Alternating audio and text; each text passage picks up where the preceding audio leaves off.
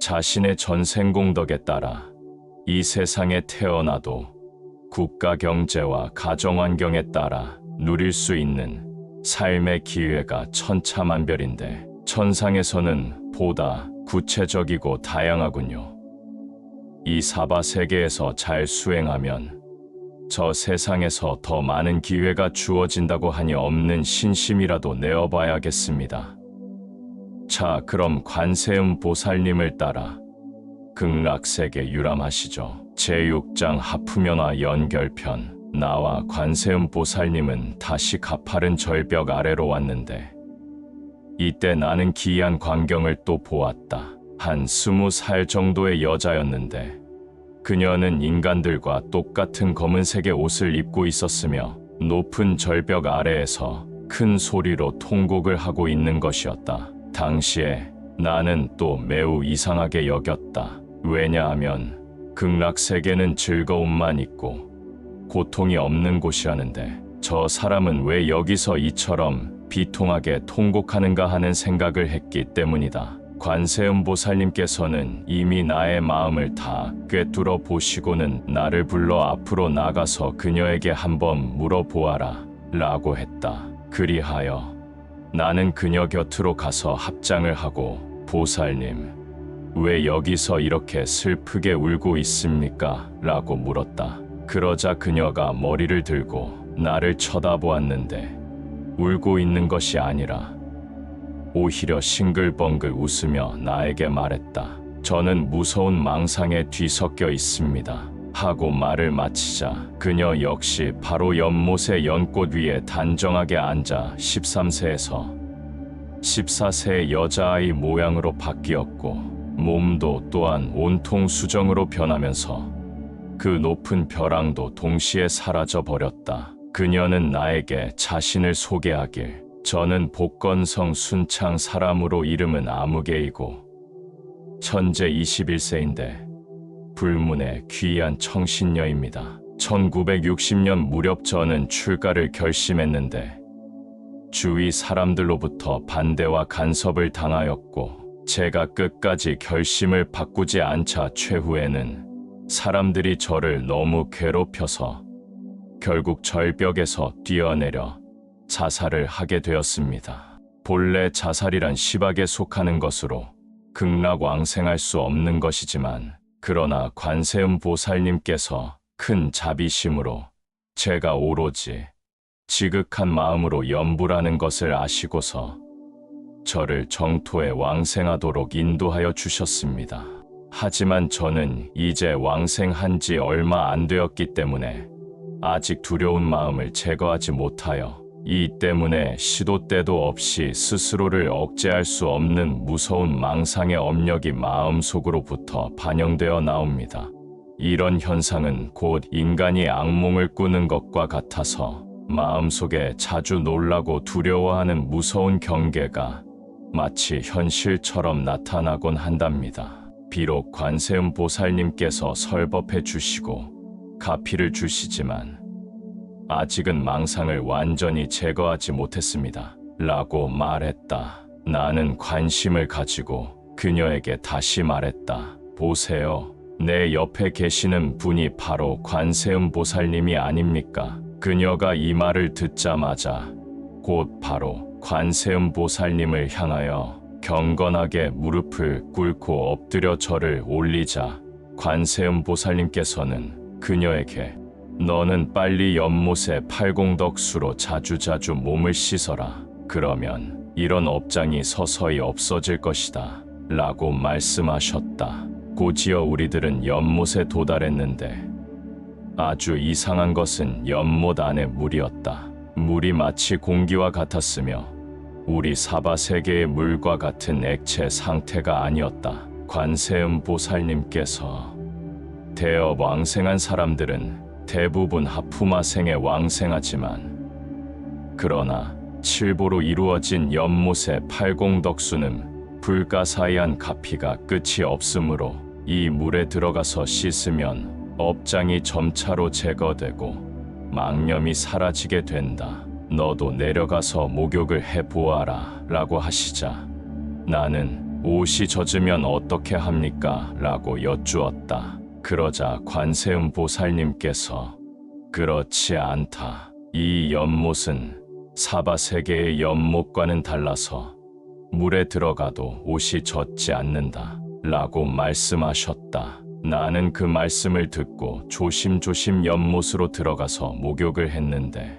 연못이 거울처럼 맑아 나의 원래 모습과 13세에서 14세의 수정으로 형성된 동자의 모습이 함께 비치었으며 정말로 옷이 물에 젖지 않았다. 그리고 호기심에 물을 한 모금 마셔보았는데 물맛이 매우 맑고 달콤했다. 그래서 벌컥벌컥 마셨는데 마시면 마실수록 정신이 맑아지면서 기운이 솟았다. 그리고 전신이 공중에 뜬 것 같이 가벼워져서 마치 날아다니는 듯 하였으며 입고 있던 옷을 만져보니 과연 옷은 조금도 젖지 않았다. 또 기이한 것은 수영을 하지 못해 물에 가라앉을까 두려워하였는데 가라앉지도 않았다. 이곳 연못 속에서 목욕을 하는 동안 오히려 나의 뜻대로 몸이 움직여져서 높이 솟구치고자 하면 저절로 솟구쳐지고 내려오고자 하면 저절로 내려와지고 좌우로 가고 싶으면 좌우로 가게 되는 것이 완전히 내 마음먹은 대로 되었다. 나는 연못을 한 바퀴 돌고 또 한 바퀴 돌면서 왔다 갔다. 수영을 하다가 연못의 한가운데에 도달했을 때 아름답게 핀 수많은 연꽃들을 보았는데 아주 찬란한 빛을 발하며 피어 있었다. 그 많은 연꽃 가운데 어떤 사람은 연꽃 위에 단정히 앉아서 연부를 하고 있었지만 어떤 연꽃은 시들어 있거나 혹은 부러져 있었으며 심지어는 말라 죽은 연꽃도 볼 수 있었다. 연못 안의 그 물은 바로 아미타경에서 나오는 팔공덕수였던 것이다. 연못에 있는 연꽃도 모양이 각각이었다. 지들었거나 활짝 핀 것도 있었기 때문에 나는 이상한 생각이 들어 곧 연못가로 헤엄쳐 나와서 관세음 보살님께 가르침을 청했다. 왜 이와 같이 되었습니까? 라고 내가 여쭙자 관세음 보살님께서는 각각의 연꽃이 시들거나 생기를 잃는 것은 어떤 사람이 처음 불교에 귀의할 때는 매우 경건하고 정성스럽게 연불하며 용맹정진하는데 그것은 부처님이 될 씨앗을 심는 것과 같은 것이므로 씨가 연못 위에서 튼튼하게 자라서 꽃이 아름답게 만발하는 것이다. 그러나 단지 한동안만 부지런히 할 뿐 마음이 나태해지고 신심이 흔들리기 시작하면 다만 연부를 하지 않을 뿐만 아니라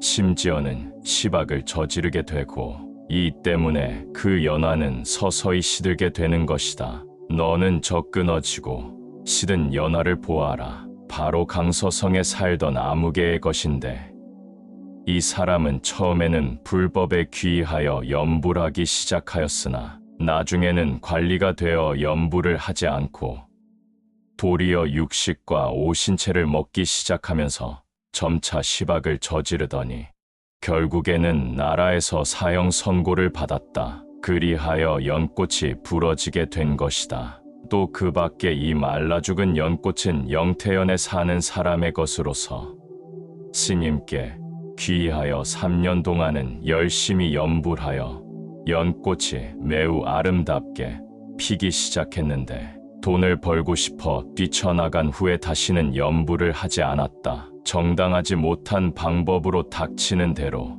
재산 축적을 도모하였으나 최후에는 오히려 파산해서 빚이 산더미 같이 늘어났으며 결국 궁지에 빠지게 되자 자살하여 죽게 되었고 시박을 저지르는 자는 왕생할 수 없으므로 연꽃은 시들어 죽게 된 것이다. 나는 또 관세음 보살님께 여쭈었다. 상량 스님께서 생전에 우리들에게 항상 말씀하시길 연부를 한 구절만 해도 항아사만큼 많던 죄업도 없앨 수 있다라고 하셨는데 왜 저 사람은 3년 동안이나 연부를 했는데도 공덕이 없습니까? 라고 하자 관세음 보살님께서는 다시 말씀하시길, 그것은 불법을 제대로 이해하지 못하기 때문에 하는 말이다. 세상에 태어나서 처음에는 비록 많은 악행을 하다가도 후에 선지식의 설법을 듣고 마음을 돌이켜 착한 일을 하면서 참회를 한 뒤로는 영원히 다시는 악업을 짓지 않고 참된 마음으로 과거에 지었던 잘못을 크게 뉘우친 뒤 악을 버리고 선을 쫓아야 비로소 일심으로 연부를 할 수 있게 되며, 이와 같이 일심으로 연부를 할 때는 비록 한 번만 연부를 하더라도 그가 지었던 무량죄업이 다 소멸된다. 그리고 계속해서 오래도록 변치 않는 마음으로 연부하면 죽어서 극락국토에 왕생하게 되며, 비록 업을 가지고 왕생한다 할지라도 결코 뒤로 물러남이 없어 마침내는 성불할 수 있는 것이다. 관세음보살님께서는 잠시 멈췄다가 계속 말씀하셨다. 그러나 어떤 사람은 입으로는 연부를 하지만 마음속은 완전히 독을 품은 독사처럼 전혀 딴 모양으로 아무도 모르게 사람을 해치며 악업을 짓는 이도 있다. 이러한 사람은 시박에 속하는 사람이기 때문에 극락왕생할 수 없는 것이다. 그렇지만 입으로라도 연부를 한 선근 공덕은 심은 것이기에, 만약 이 사람의 작은 선근이 남아있다가 어느 날에라도 다시 자신의 죄업을 깨닫고 참회하면서 지극정성으로 연부하고 선업을 닦으면 그 연꽃은 곧 생기를 되찾게 되며 다시 휘황찬란하게 피는 것이다. 관세음보살님께서 말씀하신 바에 의하면 세상에서는 가난하고 부유하고 귀하고 천하고 착하고 악하고 지혜롭고 어리석음에 상관없이 남녀노소 누구라도 다만 신심을 가지고 지극정성으로 부지런히 연불하여 악을 멈추고 선을 받들어 행해야 한다. 마음과 입으로 연불하여 하나가 되도록 꾸준히 수행하면 정토의 연화는 반드시 찬란하게 잘 자라게 되고, 그리하면 임종을 할 때도 자연히 아미타불의 인도를 받아 극락왕생하여 연꽃에 태어나게 된다. 그러나 만일 어떤 사람이 불교를 믿고 연부를 한다 할지라도 변덕이 심하여 때로는 열심히 연부를 하다가 때로는 연부를 안 하기도 하고, 때로는 게을리하게 되면 연꽃이 비록 피어나도 아름답고 탐스럽게 피지 못한다. 그리고 또 거기다가 만약 나쁜 일을 범하거나 시박으로 죽게 된다면 또 다시 육도윤회에 떨어지게 되므로 결국은 극락왕생할 수 없게 된다. 하지만 가령 어떤 사람이 처음에는 불법을 알지 못했다 하더라도 조금도 나쁜 일을 범하지 않고 스스로 마음을 오롯하게 가져 인과를 밝게 알고 지극한 마음으로 참회하면서 악을 끊고 착한 일을 하며 연부를 한다면 이러한 사람은 오히려 충분히 대업 왕생할 수 있다. 그러므로 누구라도 일생 동안 착한 일을 하면서 지극한 마음으로 연불한다면 반드시 극락 세계의 연못 가운데 아주 화려하고 고운 연꽃이 피게 되며, 이런 사람은 설령 타인에게 죽임을 당하거나 횡사를 당하더라도 결정코 아미타 부처님의 인도를 받아 왕생하게 되는 것이다. 라고 하셨다. 여기까지 말했을 때 나는 약 30살쯤 되어 보이는 비구니를 보았다. 그 비구니 스님은 나를 향해 걸어오고 있었는데 내가 그 스님을 자세히 보니 그 스님은 원래 강서성 운거산 우남의 주지로 있던 법본 비구니였다. 법본 스님은 나를 보자 갑자기 어머, 이게 누구요? 관정 사형 아니십니까? 어서 오세요. 환영합니다. 라고 큰 소리로 말하는 것이었다. 나는 그 스님에게 법본 스님은 언제 이곳으로 왕생했기에 내가 모르고 있었지. 라고 물었더니 1971년 저는 환속하는 것을 싫어하여 뒤에 어느 지방에서 강제로 집합을 시켰을 적에 물에 뛰어들어 자살을 했습니다. 본래 자살은 시박 중의 하나로 왕생할 수 없으나 저는 불보살님의 자비로 큰 은혜를 입게 되었습니다. 일심으로 염불을 하며 세상에 오욕에 물들지 않았기 때문에 이곳으로 인도되어 왕생한 것 같습니다. 하지만 이곳에 온 지 오래되지는 않았습니다. 라고 대답했다. 나는 다시 하프면화에 왕생하는 사람들은 모습이 모두 10세가량의 아이들인데 왜 너는 여전히 30살가량의 비구니 모습 그대로인가? 라고 묻자 법본 스님이 관정 스님께서 오셨다는 말을 듣고 스님께서 저를 쉽게 알아보게 하려고 원래의 모습을 놔두도록 망상을 일으켰습니다. 관충 사형은 잘 계시는지요?